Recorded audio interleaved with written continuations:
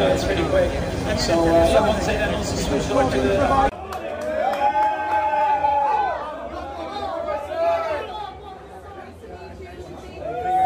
Thank you so much. We're voting for you. We're rooting. Oh my God. Thank you.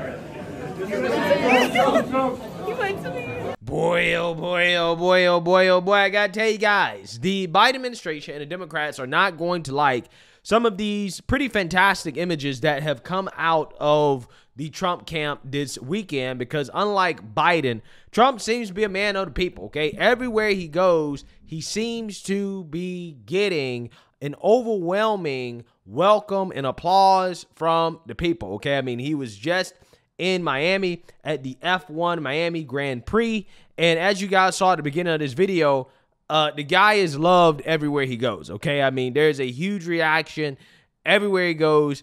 I mean, it's a stark difference between what we see between Trump and Joe Biden, right? Joe Biden can't get anybody excited for him.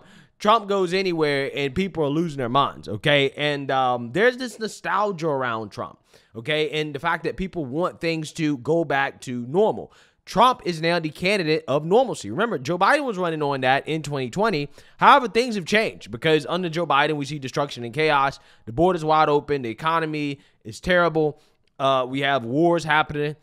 Yeah, Biden is a representative of chaos and destruction. Trump is the candidate of going back to normal. And again, there's a nostalgia that comes along with that, that even according to the mainstream liberal media, Democrat voters are experiencing when thinking about the Trump economy. Biggest challenge Biden seems to be facing is enthusiasm among those core groups. Yeah, no, that's very true. I mean, I'm headed to Georgia this coming week, and in major part what I want to do is look at the so-called Big Tent coalition that helped Biden win a state by Georgia, very tight margins, 11,000 votes. What I've already heard in so many of my interviews with people is a lackluster sense of enthusiasm, whether it's black voters, whether it's, you'd call them sort of like disaffected Republicans. There's a whole bunch of things that went right. For Biden, I would argue in 2020, it was unity in opposition to Donald Trump.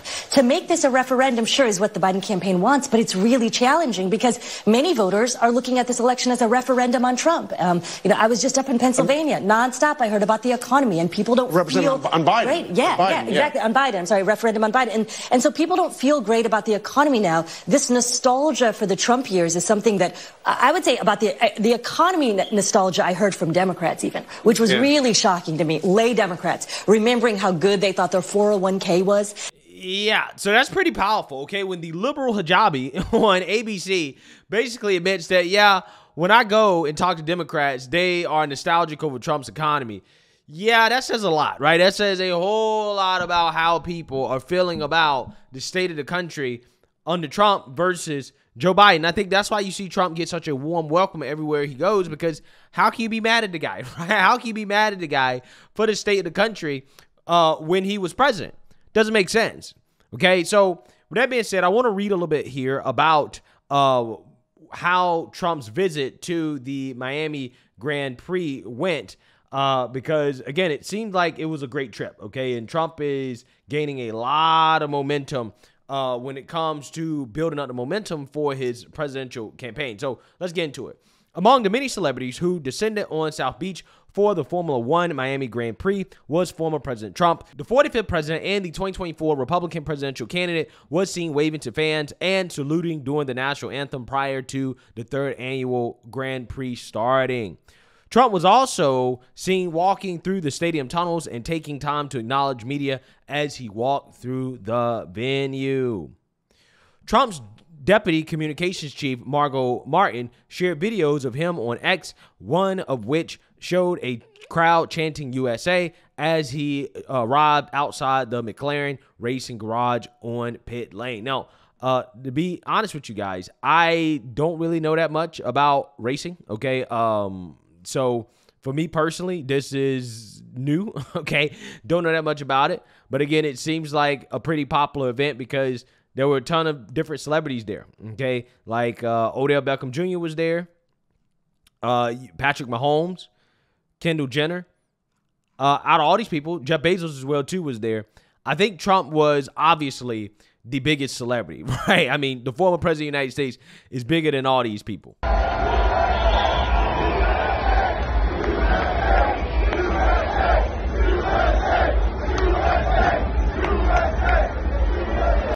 that's pretty insane.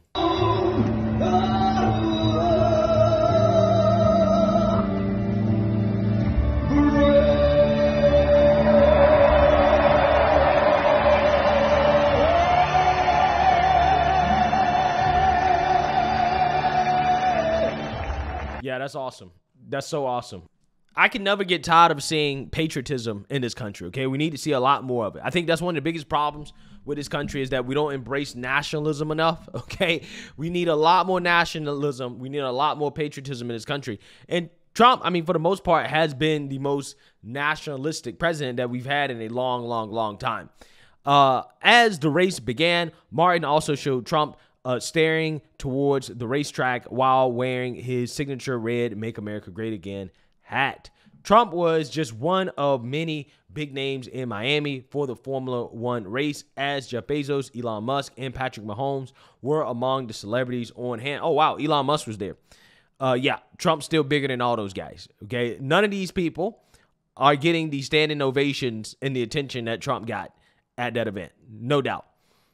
Tom Garfinkel, Miami Dolphins CEO and managing partner of the Formula One Miami Grand Prix, did not disclose if Trump or any other celebrities would be seen at the race due to security reasons. Quote, I'm not allowed to disclose the attendees for security and privacy reasons, Garfinkel said per USA Today. We don't talk about communications with people, but I will say that there won't be any fundraisers at the event.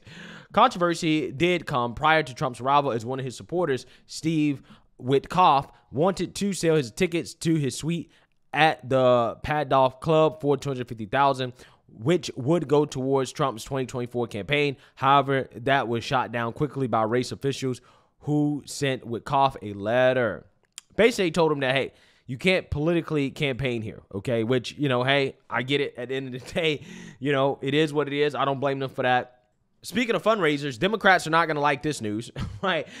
Trump had some eye-popping fundraising numbers last month, closing the fundraising gap with Joe Biden, okay? Because remember, Democrats are basically trying to influence the outcome of the 2024 election by forcing Trump to use campaign funds to pay for his legal expenses.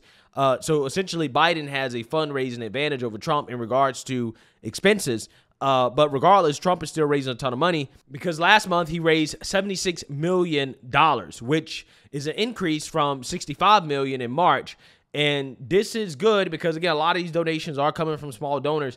But at the same time, you know, Trump is doing what he got to do in regards to raising money to help his campaign continue to compete with Joe Biden and Democrats. And you know what else is important? Trump's VP pick, which has been the talk of the news over the past weekend because before this Miami visit, Trump was holding a retreat with some prospective VP, vice presidential running mates, at least the people that the mainstream liberal media thinks he's considering picking. And again, this is important because at some point Trump was going to have to pick somebody, but I think personally that his running mate may not be as important as I thought it was a few months back. But this is the list of people that the media is speculating is at the top of Trump's short list. Take a look. Turning now to the race for the White House, some of the biggest names in the Republican Party descending on Palm Beach this weekend in support of former President Donald Trump. The guest list includes major donors and several top contenders to be Trump's vice presidential pick. Here's ABC's White House correspondent, Karen Travers. Tonight, former President Donald Trump out of the courtroom. So I'm not allowed to comment on any of that. As you know, I'm under a gag order. And back on his home turf, hosting a multi-day retreat with Republicans in Palm Beach, Florida. The event featuring donors, party leaders, and close allies of the former president, who could be his running mate. A vice presidential audition in front of wealthy donors. Donald Trump is using this as kind of a mini reality show to showcase some of the rising stars of the party, one of which just might be his running mate this fall. Potential VP hopefuls in Palm Beach include Senator Tim Scott, Senator Marco Rubio, Governor Kristi Noem, Congresswoman Elise Stefanik, Governor Doug Burgum, and Senator J.D. Vance. But sources say the former president is not very far along in the sweepstakes process. His campaign not yet starting to formally vet candidates and go through their personal information, and Trump not yet engaging. Yeah, so you're seeing that, you heard that. Now, again, I personally don't believe that Trump has put that much thought into it either. I think that he probably has like thought about, oh, look at all these people kissing my ass. They're trying to be VP. I'm pretty sure he's definitely thought about that for sure, right? Like, I think that Trump definitely thinks like that, because I know for a fact that he thinks that he's more alpha than a politician, right? So I kind of get that, okay? But, you know, I don't think he's put that much thought into it. I think that this VP list is purely speculation, but really it has not stopped people like the Cackling Hens on The View from weighing in on the list. And of course, you know, they're hating, okay, on some of the VP candidates for Trump. Take a look. And Marco Rubio is beloved by Republicans. If I took away the fact that he's now a Trump defender and has flip-flopped on him, I agree with him on 85% of issues. I remember seeing him in 2012. He was the most compelling speech at the convention. He had this line, "My dad's bartending at the back of the room so I could be the guy speaking at the front of the room." He scares me on a ticket. That's something that I think a lot of people would be like, I don't like Trump, but you know what? I trust Marco Rubio. I'll give you, anybody who thinks Marco Rubio will help with the Latino community in general, I think doesn't understand the Latino community. We're not a homogeneous mass. Marco will definitely help in Florida, but Trump is already in very good shape in Florida. He will help with the Cuban American community. They're already eating out of the palm of his hand.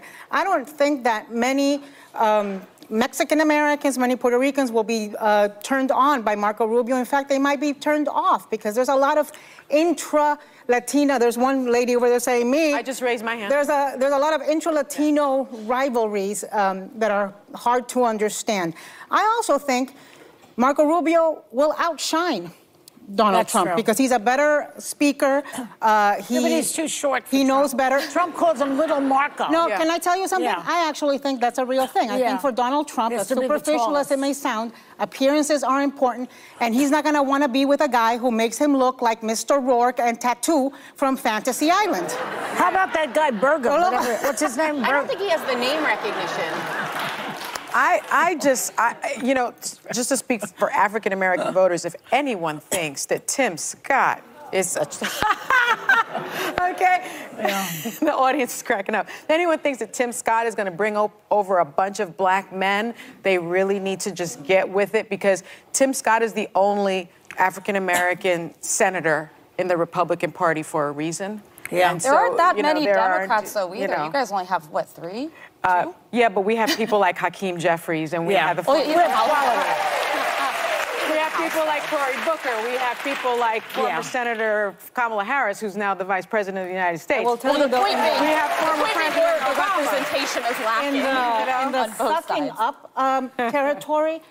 I feel like Tim Scott has done a lot more than Marco Rubio. And because, you know, Marco Rubio hasn't been out there like professing, I love Donald Trump. Right. He actually said those. Didn't he actually say those words? He said, I love you to Donald Trump. And I can tell you, a lot of people vomited in their mouths. I was surprised there weren't more women. Yeah, so I think it's hilarious that Joy Behar tries to pretend like it's so disgusting to love Trump when back in the day she used to love Trump, right? I mean, there's clips out there of her, you know, basically kissing up to Trump and, you know, all that. I mean, like, they used to all love Trump. But anyways, when it comes to the whole Trump VP conversation, with these recent poll numbers, I don't think that, honestly, it really matters that much. I mean, if you look at some of the poll numbers when it comes to Trump's black support or Hispanic support, not that I think that those numbers are going to be that good on election day. Like, for example, I mean, Trump's almost even when it comes to the Latino vote. And for the black vote, apparently he's getting about 40 to 30%, at the very least 20. I don't believe that's going to happen either. I personally don't think that any of those candidates are really going to hurt him, okay? If he picks somebody, even if he picks a straight white male like a J.D. Vance, I don't think it's going to hurt him, okay? And I don't think there's anybody there particularly that's going to help him. So I would like to see somebody pick that is America first, right? To be quite honest with you, that's the way I'm looking at this, okay? Now, who knows? He may not be looking at it that way, but I hope that he's looking at it that way, right? I think we're at the point now where I'm like, you know what? He doesn't need to use identity politics, right? He doesn't need to be picking a Marco Rubio or Tim Scott if he doesn't believe they're the best VP candidate just because they may be able to bring on, you know, new voters or whatever. I don't think it's going to make that much of a difference, honestly. Like, I don't think that Tim Scott is going to move the needle with black voters, right? I'm not sure how much Marco Rubio is going to move the needle with Latino voters. Maybe he will, maybe he won't. But regardless, I don't even think Trump needs to think like that anymore, honestly. I really don't. I think he just needs to pick the person that he believes is the best person for the job, and that's it, right? And let the chips fall where they may. To be honest with you, and I've changed my thinking on that. Like, before I was convinced, I was like, nah, Trump needs to pick a woman. But, you know, now the more I think about it, I'm like, we just got to roll with it, man. We just got to roll with who's going to be America first, right? Who is going to take over and do the right thing if something happens to Trump? I mean, the guy's going to be in his 80s. He's going to be getting up there, and he only has 4 years. So his VP pick needs to be somebody, preferably, that can take the reins, that can lead America first into the future. And I hope that is the way that he's thinking about it. And that's what I want to see ultimately at the end of the day. So we'll see. But let me know what you guys think. Make sure you like, comment, and subscribe. Most importantly, share a Black conservative perspective. Peace.